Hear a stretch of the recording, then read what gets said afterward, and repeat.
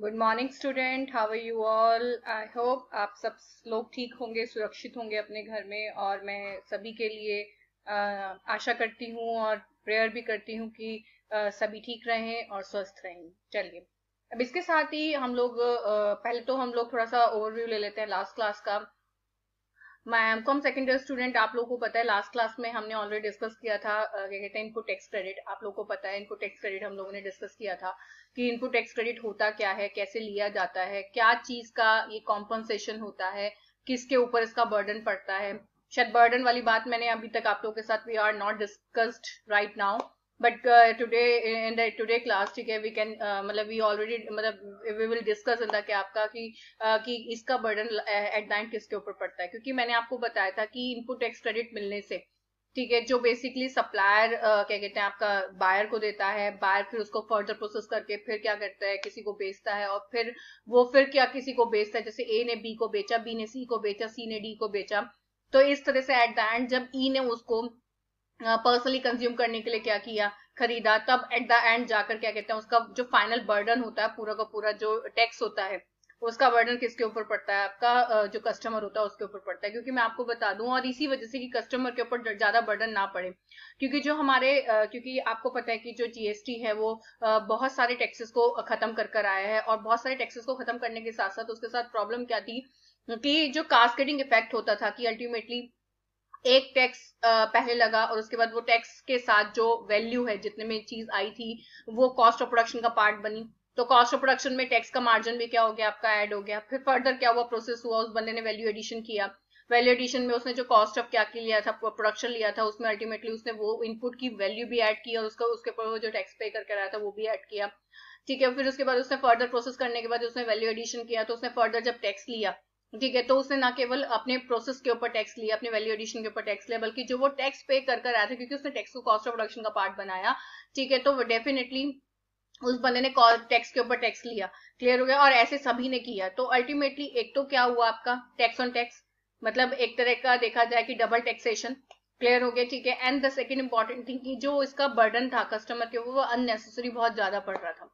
Clear हो गया, जहां पर वैल्यू ऐड हो के टैक्स के ऊपर वैल्यू ऐड होकर क्या कहते हैं आपका बहुत ह्यूज टैक्स बैठ रहा था किसके ऊपर, बंदे के ऊपर, कस्टमर के ऊपर, जो उसको पर्सनली कंज्यूम कर रहा था। तभी तो चीजें क्या होती थी, महंगी होती थी।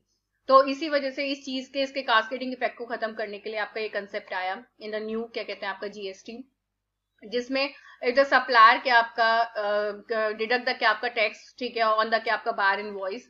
क्लियर, अगर कि वो बायर की चीज खरीदी हुई चीज पर क्या करेगा, टैक्स पे करेगा। तो अल्टीमेटली बायर जितने की उसने चीज खरीदी है उसी को ही कॉस्ट ऑफ प्रोडक्शन में क्या करेगा, मेंशन करेगा।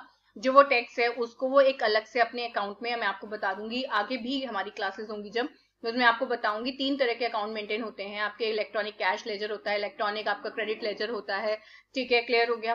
तो ये सारे के सारे जो लेजर होते हैं उसमें क्या कहते हैं इस तरह का क्रेडिट लिया जाता है। क्रेडिट लेजर भी होता है, इलेक्ट्रॉनिक क्रेडिट लेजर भी होता है, कैश लेजर भी होता है, अकाउंट लेजर भी होता है। तो इस तरह के लेजर आपके क्या किए जाते हैं, बनाए जाते हैं इलेक्ट्रॉनिक वे में, ठीक है, जिसमें अल्टीमेटली आपकी उसकी वो जो आप पे कर आए हो टैक्स, उसका टैक्स का यहाँ पर क्या लिया जाता है, आपका क्रेडिट लिया जाता है। और क्रेडिट लेने के बाद जब अल्टीमेटली हम आउटवर्ड सप्लाई करते हैं, और उस सप्लाई पर जब हम लोग क्या करते हैं, टैक्स चार्ज करते हैं बायर से, ठीक है, तो अल्टीमेटली उसमें पहले अपना रखते हैं और फर्दर जो बचता है वो सरकार को पे कर आते हैं। बल्कि इसमें you have one option also, ठीक है, कि अगर मान के चले कि इफ यू हैविंग ऑलरेडी क्या कहते हैं क्या कहते हैं इनपुट टैक्स क्रेडिट, अगर आपके पास ऑलरेडी ज्यादा इनपुट टैक्स क्रेडिट है तो आपको कोई जरूरत नहीं गवर्नमेंट को एक्स्ट्रा पे कर आने की। आप गवर्नमेंट को चाहे भले ही आउटवर्ड टैक्स सप्लाई पर मान के चले कि चाहे इसी इनपुट पर आपका क्या पड़ा था, क्या कहते हैं कम टैक्स पड़ा था। जैसे मान के चलो इनपुट पर आप 20,000 पे कर आए थे, बट आउटवर्ड पर आपने 40,000 क्या किया है, लिया है, ठीक है। तो अल्टीमेटली 20,000 आप अपना लेंगे और 20,000 आप गवर्नमेंट को पे कराएंगे। बट अगर आपके पास ऑलरेडी क्रेडिट पड़ा हुआ है, हो सकता है कि आपने कोई ऐसी चीज क्या की थी, बनाई थी, ठीक है, जिसके ऊपर अभी तक आप क्या नहीं कर पाए हैं, क्रेडिट नहीं ले पाए हैं, मतलब क्या कहते हैं आप डेबिट नहीं कर पाए हैं, मतलब उसकी वो सप्लाई आप नहीं कर पाए हैं। समटाइम क्या होता है कि हम एक से ज्यादा चीजें बना रहे होते हैं, तो उसमें हमारी एक चीज पहले बिक जाती है, दूसरी चीज बाद में बिकती है, तो एक का दूसरे से क्या हो जाता है, सेटअप हो जाता है। मैं आपको सेटअप होने की भी बात भी बताऊंगी, बट उससे पहले हम देख लेते हैं कि कुछ ऐसे क्या कहते हैं सिचुएशन भी हैं जहां पर क्या होता है आपका आईटीसी अलाउ नहीं होता है।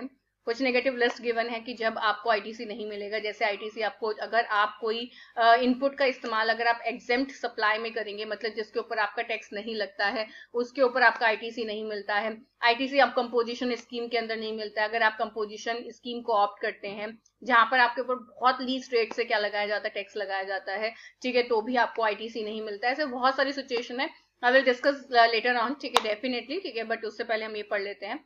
ITC of tax paid on the goods और service used for making taxable supply. देखो आ गया कि आईटीसी जो बेसिकली हमें मिलता है वो केवल तब मिलता है टैक्सेबल पर्सन को जब वो टैक्सेबल सप्लाई करता है, सब्जेक्ट टू 4 कंडीशन। एक तो उसकी बिल्कुल सही बात है। अच्छा, जैसे इसका एग्जांपल, आईटीसी आप कभी भी नहीं ले सकते अगर आप अनरजिस्टर्ड पर्सन है। बिल्कुल अनरजिस्टर्ड पर्सन कभी आईटीसी नहीं ले सकता।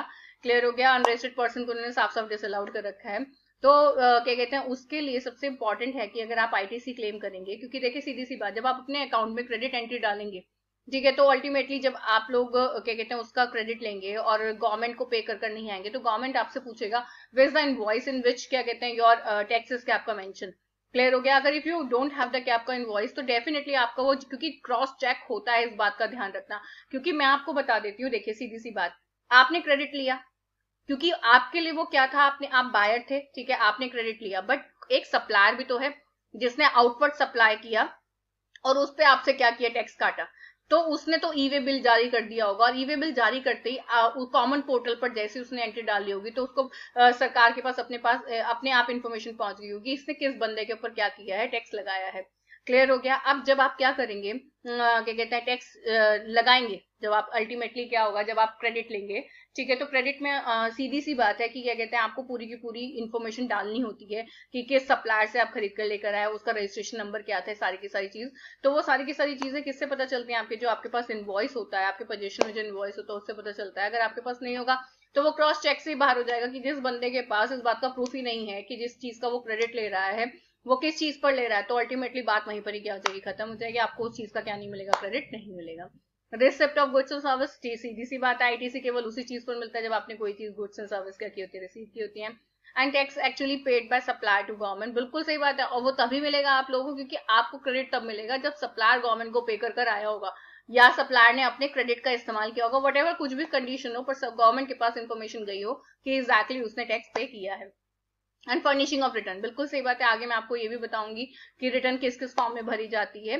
क्लियर हो गया? क्योंकि ऑब्वियसली गाइज आप लोग मेरी जूम मीटिंग क्या कर रहे हैं, जो अच्छे बच्चे हैं, योगेश हो गया, अश्वनी हो गया, प्रियांशी हो गया, प्रियंका हो गया, 4-5 बच्चे हैं जो रेगुलर बेसिस पर क्लास ले रहे हैं, ठीक है। तो मैं एक ही चीज बोलूंगी उन लोगों के साथ और दूसरे बच्चों को भी कि प्लीज आप वीडियो वॉच करने के साथ साथ प्लीज क्या करें, क्लास को ज्वाइन करें, क्योंकि क्लास को ज्वाइन नहीं करेंगे तो अल्टीमेटली जो चीज आपकी वीडियो क्लास में क्लियर नहीं हो पाती है वो आपकी डेफिनेटली किसमें क्लियर हो जाएगी, जूम मीटिंग में क्लियर हो जाएगी।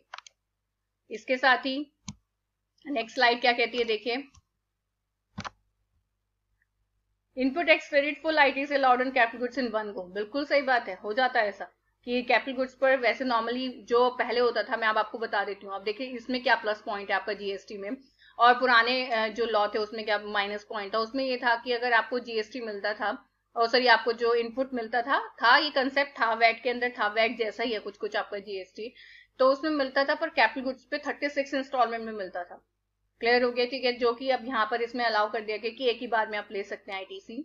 Proportionate credit allowed in case input service and capital goods are partially used for business and partial, वो तो सीधी सी बात है। देखिए सीधी सी बात, अगर आप किसी बंदे से कोई सामान लेकर आ रहे हैं और उस सामान का थोड़ा इस्तेमाल आप किस में कर रहे हैं, बिजनेस में कर रहे हैं, और थोड़ा इस्तेमाल आपने, जैसे मान के चलिए आप बल्क में क्या ले आए, एग्जाम्पल ले लेते हैं, आप बल्क में 4 टीवी लेकर आए या 5 टीवी लेकर आए जिसमें आप प्रॉपर तरीके से जीएसटी पे कर आए, ठीक है, और आपने क्या किया, 3 जो क्या कहते हैं आपके टीवी थे वो आपने अपने बिजनेस में लगाए और 2 आपने अपने घर पे लगाए, तो घर वालों को कैसे मिलेगा, क्योंकि वो तो पर्सनल यूज है, पर्सनल कंजम्पशन है, तो पर्सनल कंजम्पशन का आप आईटीसी नहीं ले सकते। आप आईटीसी केवल किसका लेंगे, जो कि आपका क्या कहते हैं बिजनेस कंजम्पशन है।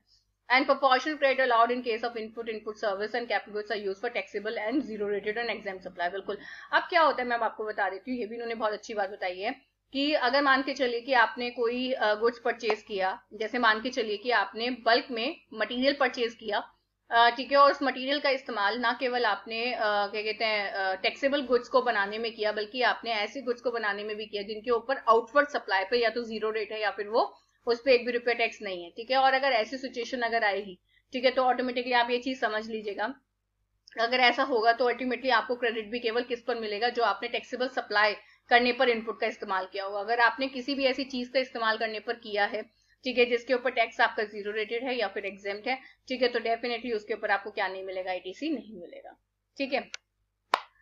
ITC cannot be availed after filing of return for the month of September of next financial year, filing of annual return, वो तो सीधी सी बात है, लिखा हुआ इन्होंने साफ साफ कि आईटीसी आप अवेल नहीं कर सकते हैं फाइलिंग ऑफ रिटर्न के बाद। क्या आप ये कहने लग जाए नहीं हम मैं तो वो भूल गया था, ऐसा आप कभी भी नहीं कह सकते हैं, ठीक है। ITC available only on provisional basis for a period of 2 months until payment of tax and filing of well return by the आपका सप्लायर। सीधी सी बात है, आपको प्रोविजनल बेसिस पर केवल 2 महीने का अवेलेबल हो सकता है, उससे पहले आपको या तो टैक्स की पेमेंट करनी पड़ेगी और वेल रिटर्न फाइल करनी पड़ेगी सप्लायर को। Matching of supplier and recipient invoice detail, मैंने आपको पहले बताया था कि सप्लायर और रिसिपेंट की जो डिटेल होती है वो मैच होती है जब क्या होता है, क्रॉस वेरिफिकेशन होता है, और जब आईटीसी मिलता है, क्लियर हो गया, तो बिना क्रॉस वेरिफिकेशन के प्रॉपर ऑफिसर आपको क्या नहीं करता, अलाउ नहीं करता कि बेसिकली जब तक वो कंफर्म नहीं होता कि हाँ भाई इस बंदे ने इतना पे किया था तो इस बंदे को इतना आईटीसी मिलना चाहिए आगे, क्योंकि जो मिसमैच होगा उसको क्या कर दिया जाता है, खत्म कर दिया जाता है। ITC to be reverse in case of the mismatch. Input service distributor mechanism और distribution of ITC of input service, ये definitely I will explain in the क्या नेक्स्ट क्लास, ये थोड़ा सा बड़ा टॉपिक है, ठीक है। चलिए, okay, bye guys, take care.